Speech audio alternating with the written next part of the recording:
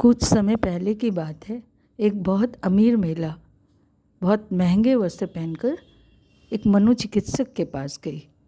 उसने डॉक्टर साहब से बोला, मैं कभी खुश नहीं रहती हूँ। तब डॉक्टर साहब ने अपनी क्लिनिक पर एक काम करने वाली बाई को बुलाया।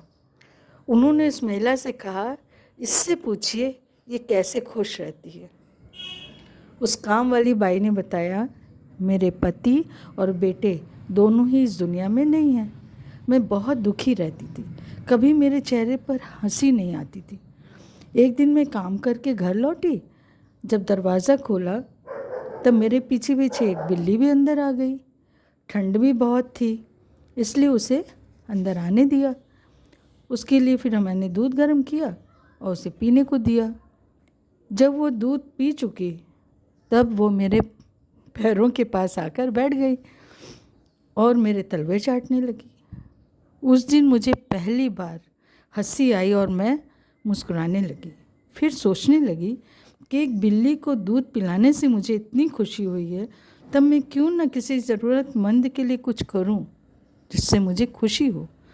दूसरे दिन मैंने दुकान से बिस्किट खरीदा और बगल के मकान में एक बुज़ुर्ग रहते थे, उन्हें जाकर दिया। ये बहुत खुश हुए, मुझे भी खुशी हुई। धीरे धीरे मैं कोशिश करती थी कि किसी भी ज़रूरतमंद की मदद कर सकूं।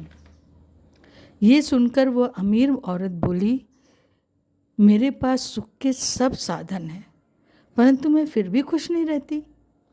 उस काम वाली बाई ने कहा, मैं किसी को कुछ दे नहीं सकती, परंतु अपनी मुस्कुराहट तो दे सकते हैं। फिर उस काम वाली बाई ने बताया, जैसे टीचर कक्षा में जब अंदर आती है और वो मुस्कुराते हुए आती है, तब बच्चे भी बहुत सहज हो जाते हैं। डॉक्टर है, वो मरीज़ को जब मुस्कुराते हुए देखता है तब मरीज़ भी अपने को हल्का महसूस करते हैं। दुकानदार है, वो ग्राहक को बड़े प्यार और मुस्कुरा कर सामान दिखाता है, तब ग्राहक भी उसी दुकान में आकर सामान लेना पसंद करेंगे।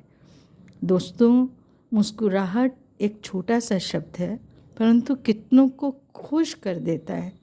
इसलिए मुस्कुराना ही जीवन है।